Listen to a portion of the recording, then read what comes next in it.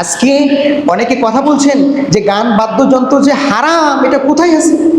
রাসূল করিম সাল্লাল্লাহু আলাইহি ওয়াসাল্লাম আজ থেকে 1400-1500 বছর আগেই তিনি বলেছেন।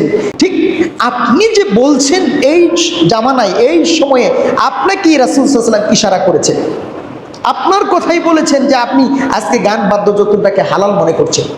আজকে আরেকটি ফিতনা আমরা দেখতে পেলাম, একজন হিজাব পরিহিতা মেয়ে বাদ্যযন্ত্র ব্যবহার করছে। আপনারা দেখছেন, এটা আমার বাবা মা আমাকে হজ করিয়েছেন, হজ করানোর কারণে আমি হিজাব পরিধান করছি, হিজাব পরিধান করে আমি এটা শখের বসে এই কাজটা করছি। আমি বলতে চাই যে আপনি প্রকৃত অর্থে সত্যিকার অর্থে যদি আল্লাহর ভালোবাসা পোষণ করে দিনকে ভালোবেসে হজ করেছেন, উমরা করেছেন, সেই ভালোবাসায় নিয়ে যদি আপনি হিজাব করে থাকেন, আলহামদুলিল্লাহ, এই কাজ আপনাকে প্রশংসার দাবি রাখে। অবশ্যই আপনি ভালো কাজ করেছেন, কিন্তু ভালোবাসার সাথে সাথে আপনাকে ইসলামও বুঝতে হবে।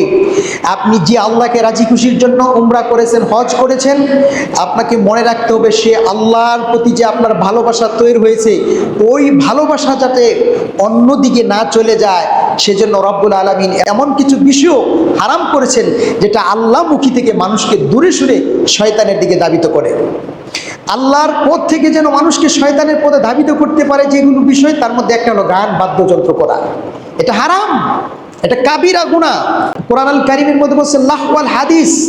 লাহওয়াল হাদিস মানে হলো যে মানুষের মধ্যে এমন কিছু মানুষ আছে যারা আল্লাহর পথ থেকে দূরে সরে থাকার জন্য বা মানুষকে রাখার জন্য লাহওয়াল হাদিস ক্রয় করে। লাহওয়াল হাদিস হলো আপনার হলো গান বাজনা বাদ্যযন্ত্র বা এই ধরনের আরো যত কাজকর্ম আছে, আহলে ইলমগণ সেটা বলেছেন।